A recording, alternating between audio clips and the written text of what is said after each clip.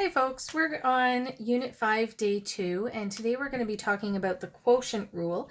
It is a pretty similar idea to the product rule. Here we're looking for a way of finding a derivative that is the quotient of two other functions if we know how to take the derivative of those individual functions. So if we define our h at x as f at x over g at x, and we'll assume that g at x is not equal to 0. We won't be able to take the derivative where this function is not defined, of course.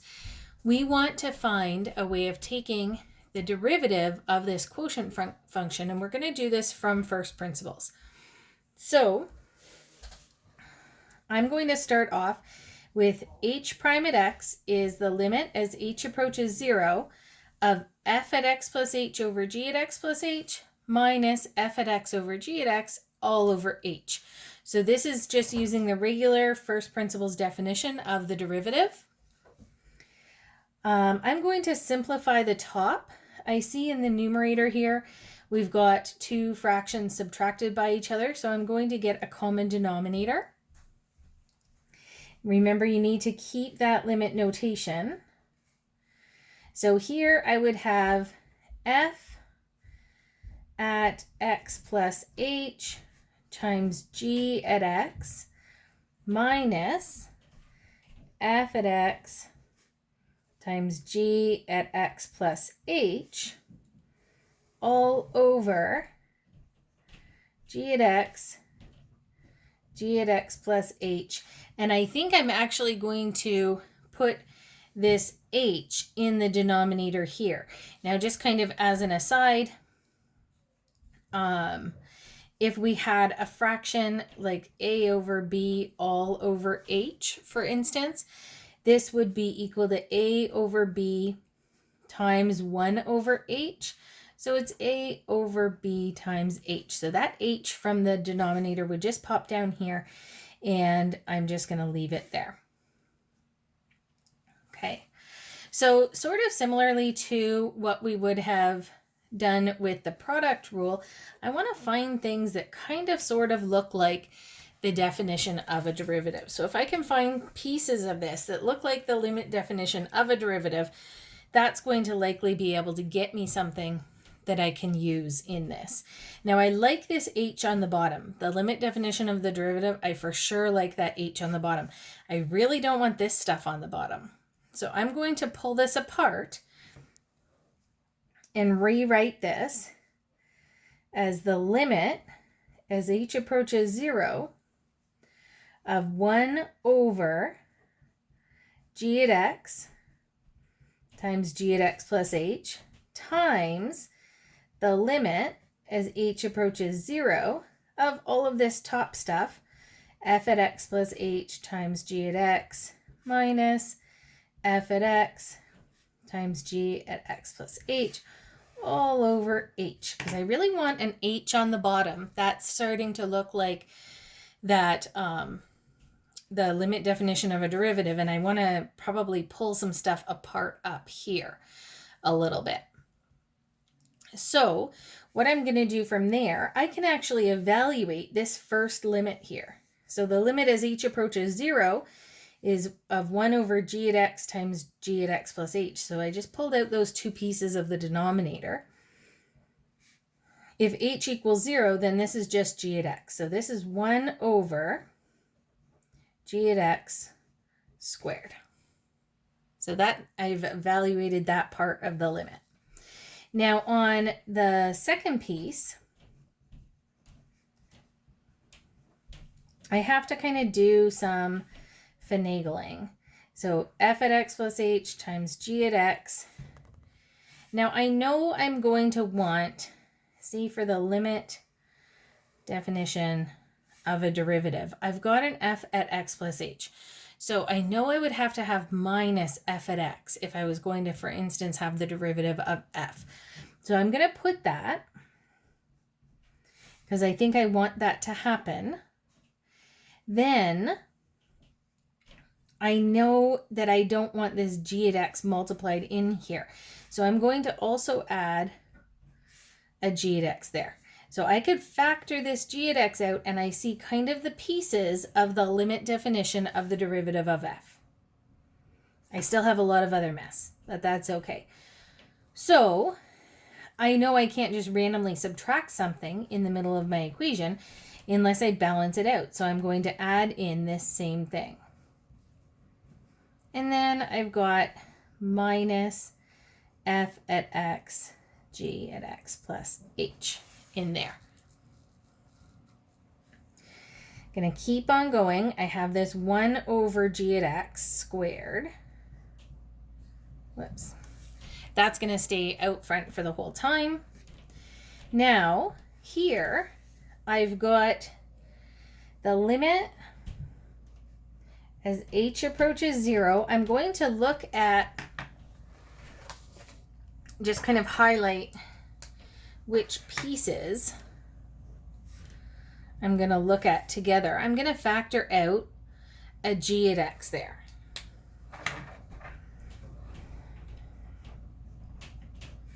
And then I have f at x plus h minus f at x over h. So that's good news. That looks like the limit definition kind of f. I've got a g there. Then in the second half over here, if I looked at this, I kind of want a different limit definition of a derivative to happen. I've got some stuff that looks kind of on the right track. I have a g at x plus h and a g at x, and I have a common factor of f at x here. But I know I need, in the limit definition of the derivative, we'd have our g at x plus h first and then minus g at x. And this is kind of in the opposite order. So what I'm going to do here is factor out a negative. So I'll put minus, and this is going to be the limit of this whole big thing. So I'm factoring out a negative f at x here. Then I would have g at x plus h, which would be positive because this factor was negative in there, minus g at x, and that's starting to look good. And I'm just splitting this into two separate fractions that are both over h. This is going to be a 2-pager, so I'm just going to try and keep this on the screen at the top, like where we stopped from, and continue on to the next page here. I think we can see that. So going from here, I'm going to break this big gigantic limit up into 2 smaller limits. And actually, I'm going to break each of those up a little bit further. So I have the limit of g at x times the limit of this minus the limit of f at x times the limit of this other big piece. So I'm going to break this up into 4 limits of the product of 2 limits minus the product of another 2 limits. And I still will have this 1 over g at x squared out front. So then I'm going to have times, and here I'll have the limit as h approaches 0 of g at x times the limit as h approaches 0 of f at x plus h minus f at x all over h, which we know that's the limit definition of that derivative, minus the limit as h approaches 0 of f at x times the limit as h approaches 0 of this stuff that is the limit definition of the derivative of my g function. Okay, so I've broken it up into product of 2 limits minus the product of 2 other limits. And now I'm just going to evaluate each of those by themselves. So I've still got my 1 over g at x squared hanging out front. So the limit as h approaches 0 of g at x, there's no h involved at all. So this is just g at x. And then this is the definition of the derivative of f. so this is f prime, minus, again, it doesn't matter that h is approaching 0. This is the limit as h approaches anything of just f at x is just f at x. Times, now this is the derivative of g.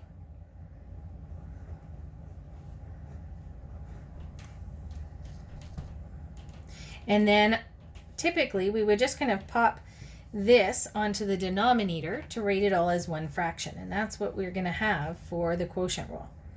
So it's g times f prime minus f times g prime all over the denominator squared.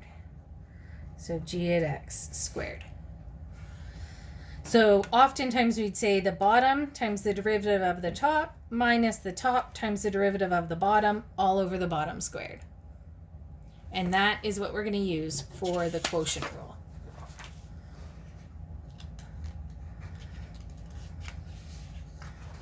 So again, just kind of verbally what you might say to yourself as you're taking derivatives with the quotient rule. Bottom times the derivative of the top minus the top times the derivative of the bottom all over the bottom squared. Or you could say numerator and denominator, but it's already a pretty big mouthful. So we're going to find the derivative of each of these functions using the quotient rule. So the first one, I have x cubed minus x over x plus 3. So my derivative here, f prime at x, is the bottom. So I have x plus 3 times the derivative of the top. So that would be 3x squared minus 1 minus the top, which is x cubed minus x, times the derivative of the bottom, which is just 1, all over the bottom squared. And in the numerator, I would absolutely simplify here because I think that we're going to end up with some like terms. Now, I have said, I think in the last lesson, that we really want to leave our derivatives always as simplified as we can so that they look like we're ready to find the zeros. Finding the zeros of the derivative is a huge thing in a lot of kind of optimization problems and other important things in terms of graphing the function. So kind of setting this up, if we can, to be able to solve for the zeros of the derivative is really important. So I would expand this out on top. I get 3x cubed minus x plus 9x squared minus 3, then minus x cubed plus x all over x plus 3 squared. So just doing like terms, I get 2x cubed, and then the x's actually disappear, so that's all right, plus 9x squared minus 3. Now, you wouldn't have to actually factor this unless it was a quadratic that factored. I wouldn't expect you to use your skills of finding the zeros and doing like synthetic division to factor a cubic. But you may come across some in the later problems where you would have to do that. But if it was something like 8x cubed minus 1, like a difference of cubes, you should definitely factor that. So then we'll do the next one, same kind of idea. So setting up for g prime equals, and we'll start here, the denominator, so 5x minus 4 times the derivative of the top. So the derivative of my numerator is negative 12x minus 1 minus the numerator, so that's negative 6x squared minus x plus 2 times the derivative of the denominator, which would just be 5. Careful with that negative there, making sure you multiply that into the whole bracket. And here, 5x minus 4 all squared. So again, I will multiply this out because I think I'll be able to get it a lot more simplified than this, and it's just going to end up with kind of x squared as the highest degree. So that's negative 60x squared minus 5x plus 48x plus 4, and then multiplying like a negative 5 into this bracket. So I get plus 30x squared plus 5x, and then minus 10 all over 5x minus 4 squared. I'm not going to touch that denominator because it's already factored. So in the numerator, I get 30 minus 60, so negative 30x squared, negative 5 plus 5, and then I have plus 48x. And 4 minus 10 is minus 6. I don't know that this factors, but I would common factor that minus 6 out. So then I get 5x squared minus 8x plus 1.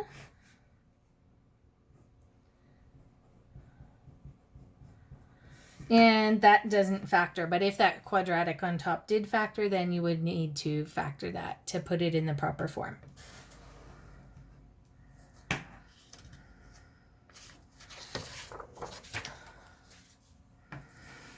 So the quotient rule doesn't just work with kind of polynomial or rational polynomial expressions. We can use our trig and exponential derivatives as well. So here, y equals sine x over tan x minus cos x. So y prime or dy dx, it doesn't matter. We've got the denominator, so tan x minus cos x times the derivative of the numerator. So that derivative of sine is cos, minus the numerator, so sine x, times the derivative of the denominator. So derivative of tan is secant squared, and the derivative of cos is negative sine, but it's already got a negative, so it'll be plus sine x, all over the denominator squared. So tan x minus cos x squared. Now it can definitely be a little bit confusing sometimes with how much to simplify them with trig functions, but I think I see some stuff that I think can simplify pretty well here. So I'm going to expand these in. So I'm multiplying the cos x in, so I get tan x cos x minus cos squared x, and then I have minus sine x secant squared x minus sine squared x. And then over tan x minus cos x all squared. I'm not going to touch that. So we could maybe get rid of the secant. I don't see a lot to do there. I do see, if I take a look here, I definitely see that I've got like a negative cos squared minus sine squared. So I would do cos squared x plus sine squared x equals 1 in that. And I would also take a look, and just kind of do this in a different color. Here, I have tan x times cos x. So tan x cos x, remember tan is sine over cos, right? Sine x over cos x times cos x. So that's just equal to sine x. I feel like those are reasonable substitutions to make. So I would probably change this to sine. So I have sine x minus sine x secant squared x minus 1, because I had this negative cos and negative sine, and they would be 1 together, over tan x minus cos x all squared. And I could substitute 1 over cos there and kind of work out some tans and see if I could sort that out. But I don't really want to put 1 over cos in there, because then I've got fraction and a fraction. And I think that that's probably a reasonably simplified spot to leave that.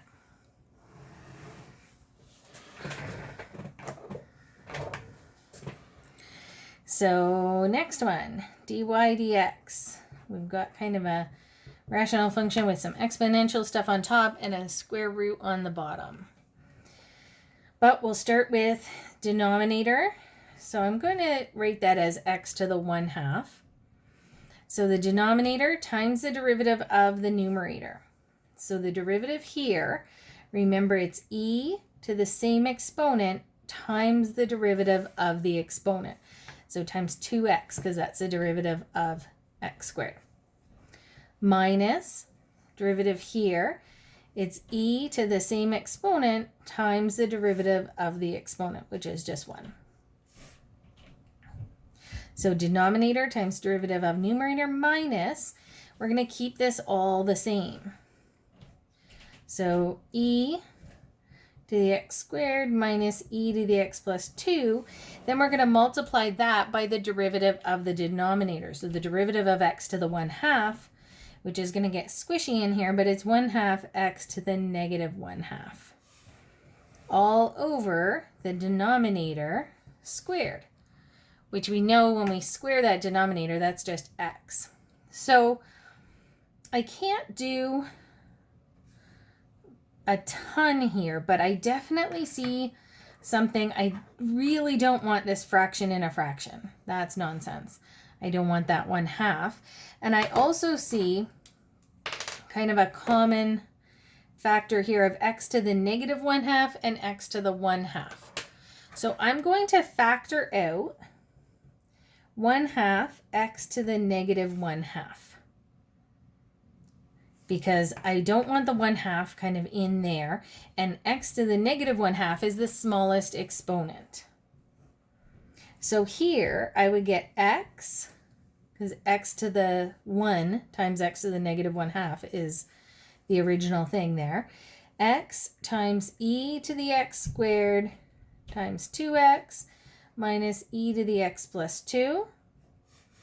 And then I would have minus e to the x squared minus e to the x plus 2. Like that. All over just x, because it's root x squared.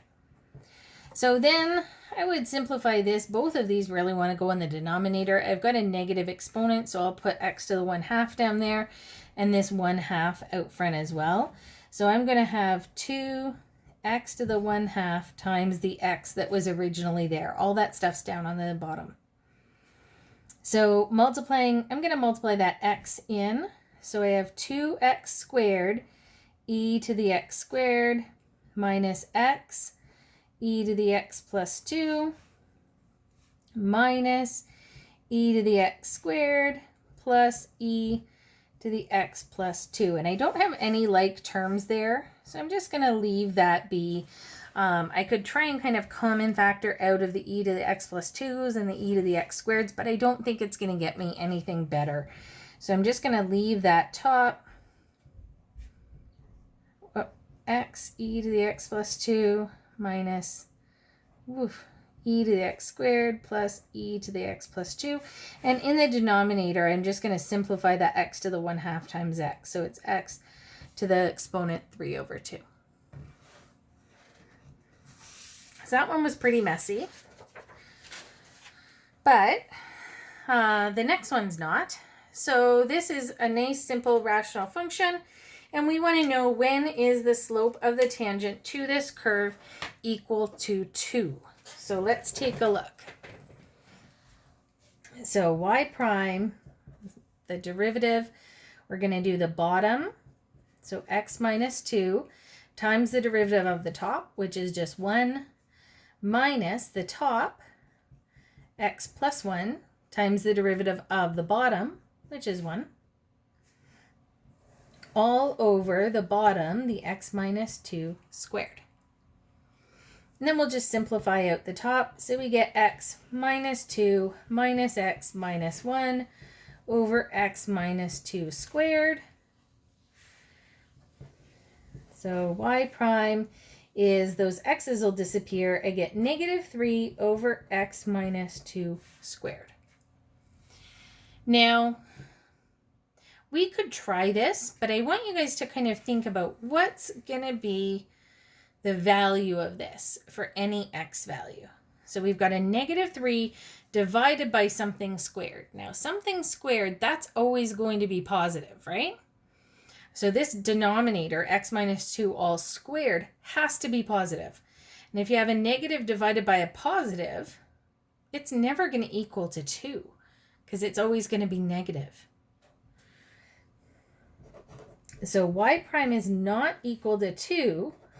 Y prime is always less than 0. So the slope of the tangent here is always negative. Okay, we could actually do the work. So you could set y prime equal to 2, and you would try to solve, and you get a quadratic with no solutions. So you would FOIL out the bottom and cross multiply and do the quadratic formula, and you get a negative inside that square root. So you don't have to solve that if you can make a statement that you know that this is always negative, so it will never equal to 2. If you didn't see that, you just do this work, and that's okay too. So what does that look like in terms of the graph? So here's a line with a slope of 2, and here's this function, x plus 1 over x minus 2. We see that there's a vertical tangent at 2, or vertical asymptote, sorry. Vertical asymptote at 2, but the function's always decreasing. Okay, so this function never has a positive tangent line. So it's always decreasing. The slope of the tangent is never positive. So we can see that from the derivative, but we would also see that if we had graphed it. The derivative can give us a nice way of analyzing what we know about the graphs and what we know the graphs might look like without having to draw the graph. Sometimes that's super helpful if the function is something that's really hard to graph or kind of beyond the scope of our graphing abilities with where we're at. So knowing what the derivative is, that can tell us a lot about what the graph of a function would look like.